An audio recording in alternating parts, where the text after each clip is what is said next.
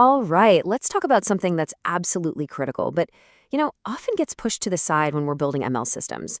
Data versioning in Lineage. Seriously, this is the bedrock of MLOps that you can actually trust. So let's get right into it. Oh man, we have all been here, right? You build a model, it looks amazing in your notebook, you push it to production, and then boom. A week later, the performance just tanks. And you're sitting there, scratching your head, asking this exact question. Well, I'll tell you, the answer, 9 times out of 10, isn't in your code. It's in your data. And this is where the technical stuff really hits home with real business pain. Look, data's always changing. That's a given. And when it does, your model's performance is going to drop.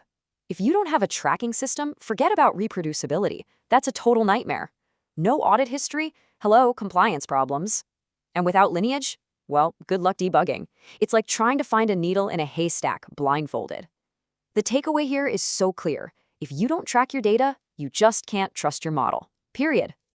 So, what's the first step to fixing this? It's called data versioning. And honestly, the best way to wrap your head around it is this. It's basically Git, but for your data. It's a system that tracks every single change to your datasets over time, giving you this complete, verifiable history of everything that's ever happened. And the benefits here are just huge. I mean, with versioning, you get true reproducibility. You can go back in time and retrain the exact same model with the exact same data. That's a game changer. You get auditability, which keeps the compliance folks happy, and, my favorite, the rollback. If something breaks, you can instantly just snap back to a version that you know worked. This is how you build a system you can actually depend on.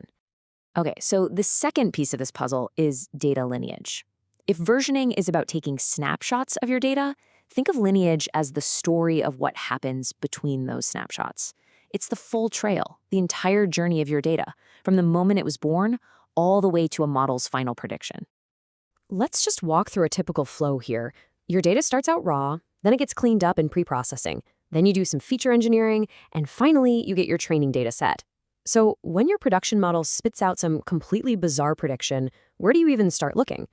Well, with Lineage, you can trace that problem all the way back up the chain. Was it a bug in the cleaning script? Did the raw data source change?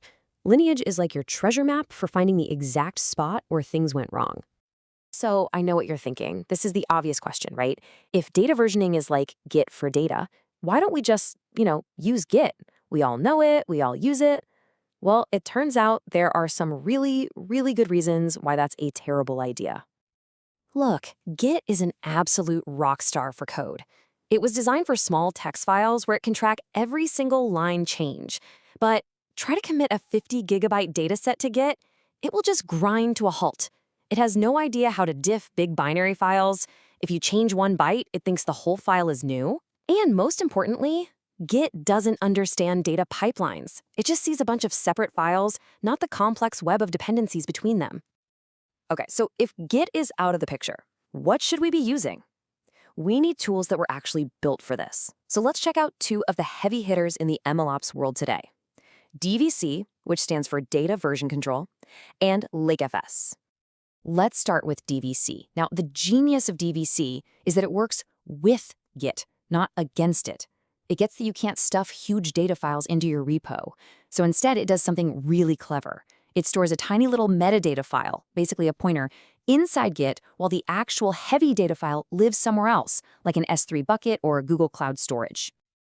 And what's cool is that the workflow feels so familiar if you already know Git. You run DVC init once, then you DVC add your dataset, which feels just like git add.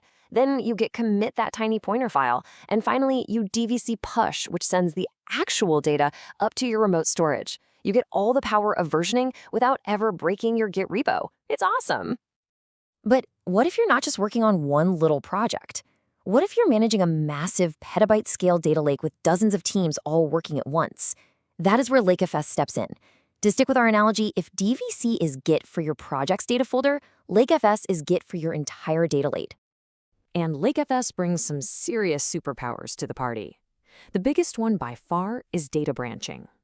Just like you create a get branch to test a new piece of code, you can branch your entire data lake to test a new ETL script, and it's totally isolated from production.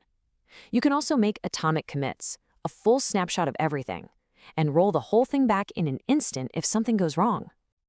So imagine this in practice. You've got your main branch. That's your stable, production-ready data.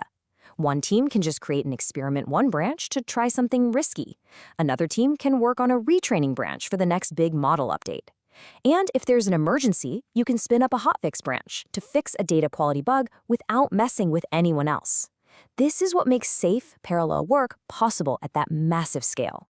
So when do you pick which one? Well, it really just boils down to your scale and how your team works. DVC is perfect for individual projects where you want that super tight integration with your existing Git workflow.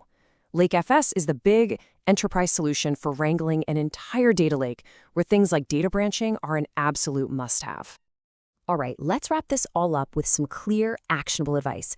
First, you have to version your data, your code, and your model together as one single unit. And here's the golden rule. Please remember this. Never, ever overwrite your datasets. You should treat your data as immutable. Always create a new version for every single change. That's the secret to a system you can actually audit and trust. This quote just nails it. Without Lineage, you have absolutely no idea why your model is doing what it's doing. It's just this black box that you can't trust, you can't debug, and you certainly can't explain to anyone. Lineage is what turns that black box into a glass box. And this right here is the central message. For decades, software engineers have built these amazing, rigorous processes around code, version control, CI/CD, testing, the whole shebang. In the world of MLOps, we have to start applying that exact same level of rigor to our data. It's not some secondary thing anymore. It's a first-class citizen. So I'm going to leave you with this one question to think about. When you look at your own projects, your own pipelines, is your data a solid, versioned, traceable asset that you can actually build a business on? Or is it an unknown, untracked liability, just waiting to cause the next big production fire? The choice, and now the tools to fix it, are yours.